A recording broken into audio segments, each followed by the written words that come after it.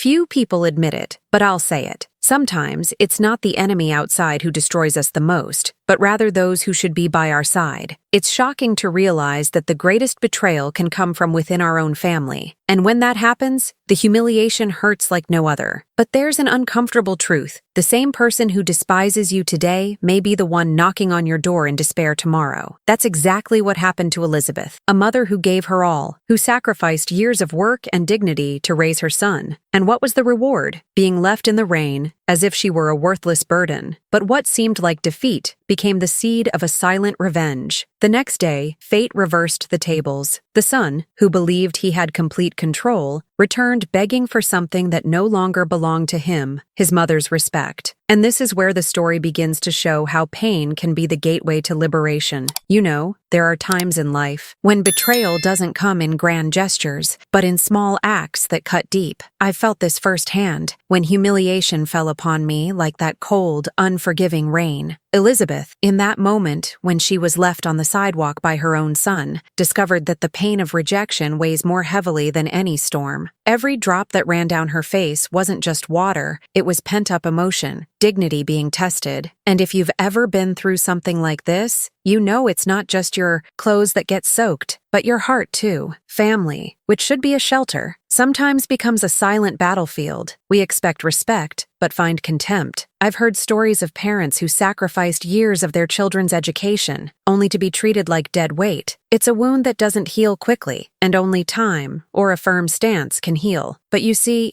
even humiliations have hidden lessons. When someone we love abandons us in the rain, life teaches us about liberation. Freeing yourself from emotional dependence on someone who doesn't appreciate your efforts is a courageous step. It's like holding an umbrella in your own hands and deciding that, even alone, you'll weather the storm, not because it doesn't hurt, but because you understand that the most powerful revenge begins with your own resilience. Now, if you stop and think about it, how many times have you let yourself get completely wet when you could have sought shelter within yourself? I remember a man I knew who said, "The rain only hits me if I forget I have legs to run." The same goes for family relationships. Humiliation only lasts if you don't decide to get up and walk. It seems harsh, but it's a necessary lesson to learn to avoid drowning in sadness. And here's a practical tip. Whenever you feel like life has left you in the lurch, take inventory of who's truly there for you. It could be a childhood friend, a neighbor, even a coworker who shows more respect than blood, because family isn't always blood. Often, it's attitude. And when you discover this, liberation begins to blossom within you. Daniel's betrayal of Elizabeth wasn't just an isolated incident. It reflected years of education that might have gone unnoticed. And this reminds me that ingratitude doesn't choose its own time to knock on the door. Have you ever noticed how sometimes the greatest disappointments come from those we sacrifice the most for? It's like planting a tree, watering it with sweat, and then being cast out of the shadow you created. But what if I told you that rainy night didn't end there? That beneath every clap of thunder, Elizabeth began to plot something silent, yet powerful? Well, sometimes it's precisely in the storm that the strength to turn things around is born. It's funny how, when we're alone after a great humiliation, our minds decide to open the drawers of the past. Elizabeth, returning home that night, couldn't sleep. She kept remembering the endless shifts at the hospital, when she traded rest for the chance to secure her son's future. Each memory was charged with emotion, like a film in which the betrayal of the present stains all the previous scenes. I often say that memories are like beads on a necklace. Each one connects to the other, and together they form the weight we carry in our hearts. And you see, Elizabeth carried years of dignity, but also of swallowed silence. How many Christmases had she skipped? How many presents had she not bought? How many faked laughs just to keep the family afloat? The recent humiliation made every sacrifice seem in vain. This is the danger of placing all your hope for liberation in someone else. Because when that someone fails, the feeling is one of emptiness. I've seen many people who built an emotional empire around ungrateful children, only to discover the foundation was quicksand. It's like investing all your savings in a promising company that goes bankrupt overnight. In the end, the result is pain. But Understand, even tears carry wisdom. As she reflected, Elizabeth began to realize that dignity is not negotiable, not even with family. If you feel disrespected, it's a sign that something needs to change. And sometimes, change doesn't start with others, it starts within. A good practice is to write in a notebook everything you've done for those who don't recognize you today. This exercise alone opens your eyes. It was then that Elizabeth, almost by accident, opened an old trunk. And look how curious life is. Often when we rummage through our own drawers, we find answers that were right there, within our reach. They're not just papers, they're symbols of respect, proof that our history can't be erased by a single act of betrayal. Sometimes, life leaves these treasures hidden, waiting for the right moment to be rediscovered. Do you know what this reminds me of? A woman I once knew who kept all her deceased husband's letters. Whenever she was humiliated by her own family, she would reread those words and remember her worth. Objects, memories, keepsakes, they can all be tools of liberation. They remind us of who we are when someone tries to diminish us. And it's precisely at this point that the story picks up pace. Because what Elizabeth found in that trunk wasn't just a souvenir, but ammunition. And this discovery paved the way for something that would change the entire dynamic with Daniel. There are things that seem small at first glance, but carry the power to transform an entire story. When Elizabeth opened that trunk and found the deed to the house, the savings certificates, and old letters, they weren't just papers before her. They were proof that her dignity was still in her hands. Daniel's betrayal didn't erase the fact that she still had control over what mattered most, the family legacy. I always say that life holds certain treasures silently, as if waiting for the right moment to reveal them. Elizabeth discovered this that morning when she realized that all her wealth was not lost. How many of us forget our own rights? Sometimes we have a drawer full of documents, diplomas, contracts, but we live as if we have nothing. You need to revisit these drawers from time to time. This scene reminds me of a friend who, for years,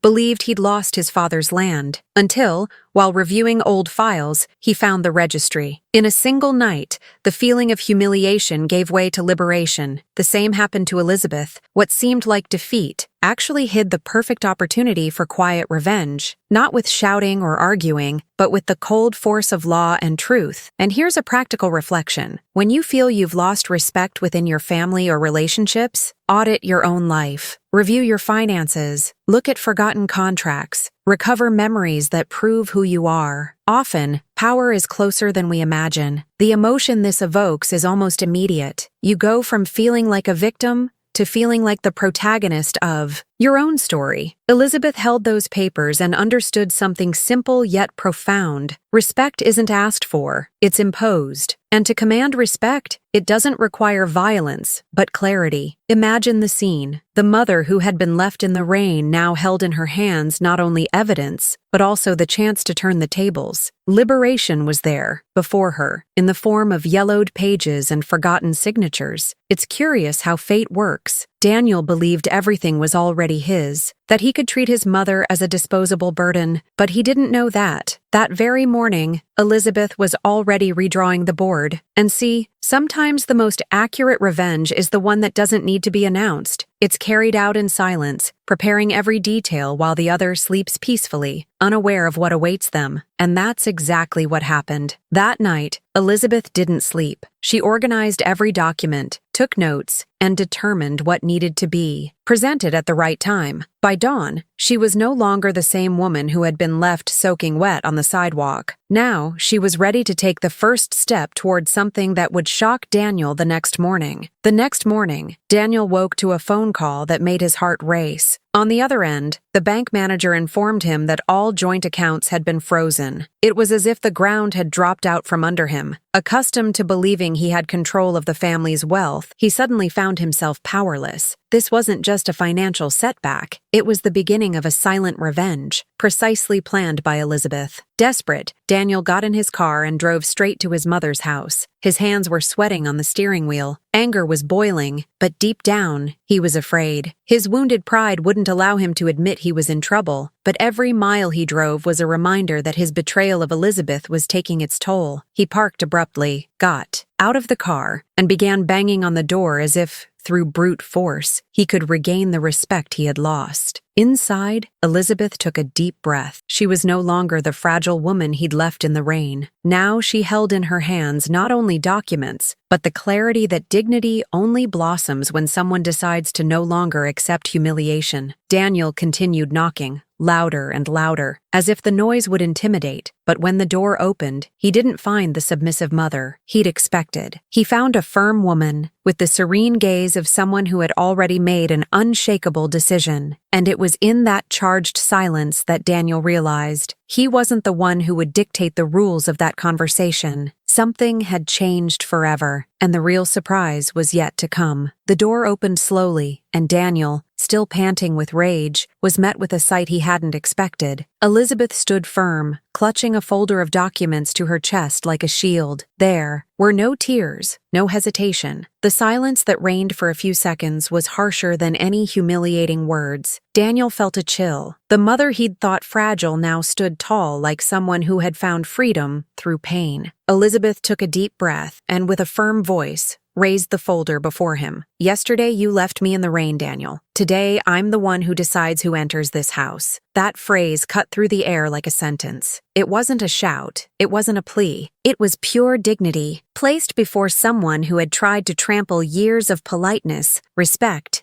and love. Daniel, stunned, tried to speak, but the words choked before they could come out. Anger gave way to something he had never felt before in front of his mother. Fear. Not physical fear, but fear of losing control. Because in that moment, he realized that all the wealth, all the stability he believed he already possessed, was still in Elizabeth's hands. The humiliation he had caused was turning against him like an inevitable reflex. The silence that followed weighed like lead. Daniel finally understood that he had lost much more than money. He had lost his own mother's respect and trust, and deep down, he knew he might never get it back. And now I ask you, how many times have you silently accepted humiliation, believing it was just the price to pay to maintain peace in your family? Isn't it time to transform this pain into liberation? The truth is, respect isn't begged for, it's imposed. And when someone tries to strip you of your dignity, you have two choices: remain trapped in betrayal, or use that wound as fuel for change. Look at your own life. Who are the people who have treated you like a burden? Who has confused love with obligation? Maybe it's time to set boundaries that were never set, because in the end,